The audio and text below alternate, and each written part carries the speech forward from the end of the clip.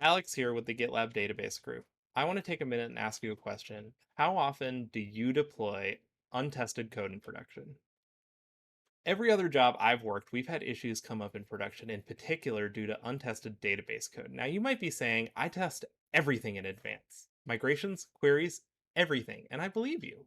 But production systems have major differences from the dev and test environments that they stem from. History and scale. Customers do crazy things. Sometimes they do stuff just to see if they get a rise out of you, or maybe they're trying to get banned. Sometimes they have crazy workflows you never considered as a part of the system design.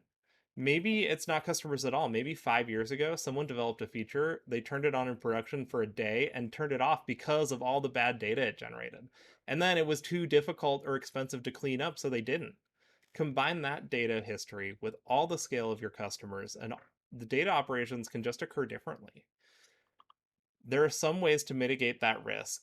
Maybe you run select queries in advance with explain plans to make sure they perform on a replica. But if it's not a replica, that can be risky or dangerous. One malformed query or an accidental paste can spell disaster.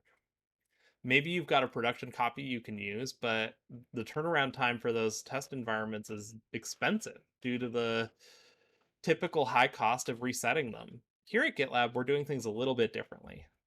Leveraging the database lab engine from our friends at Postgres AI, we're not only able to generate explain plans for destructive queries on a production replica, we're also able to use them to test our schema migrations. Every time a schema migration is added to the GitLab repo, we generate a job that runs the new migrations against a database lab clone that's just like our production system, data and all.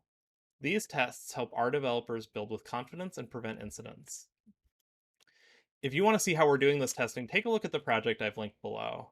If you want to come work with us on neat projects like this, take a look at the job posting and come join us in building cool new database testing tools that'll help everybody build faster and better.